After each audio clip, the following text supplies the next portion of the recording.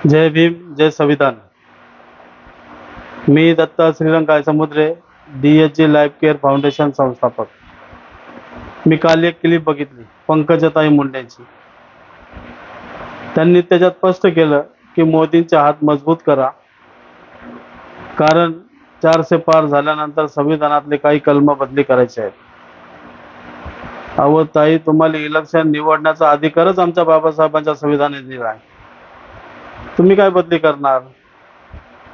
म्हणून मी वारंवार माझ्या दलित बांधवांना सांगतोय की मोदी सरकार सोडून कोणत्याही सरकारला मत द्या, जेणेकरून आपलं संविधान सुरक्षित राहील, आपले हक्क सुरक्षित राहतील, आपले अधिकार सुरक्षित राहतील, याची भान ठेवून या BJP सरकारला मत देऊ नका।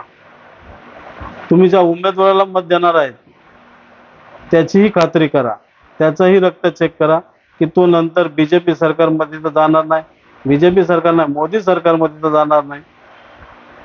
म्हणून दलित बांधवांनो, ही जागृत होण्याची गरज आहे, बाबासाहेबांच्या रक्ताला जागण्याची गरज आहे, संविधान वाचवण्याची गरज आहे, आपले हक्क वाचवण्याची गरज आहे, आपले अधिकार वाचवण्याची गरज आहे।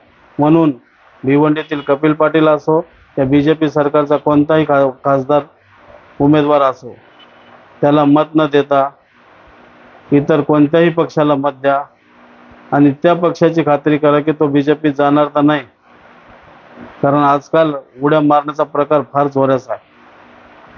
त्यांना फक्त यांच्या राजकारण करायचं, यांच्या खिसे भरायचे, पण सगळ्यात मोठं नुकसान आपलं होणार आहे, आपल्या बाबासाहेबांनी दिलेल्या संविधानाचं होणार आहे। म्हणून संविधान वाचवण्याची खूप गरज आहे। म्हणून या सरकारला, मोदी सरकारला असो या शिंदे सरकारला असो, दलित बांधवांनी मतदान करूच नाही, बाबासाहेबांच्या रक्ताशी बेईमानी करूच नाही, हे मी सर्व दलित बांधवांना विनंती करतो की शिंदे सरकार असो या मोदी सरकार, यांना मतदान करू नये। जय भीम, जय संविधान।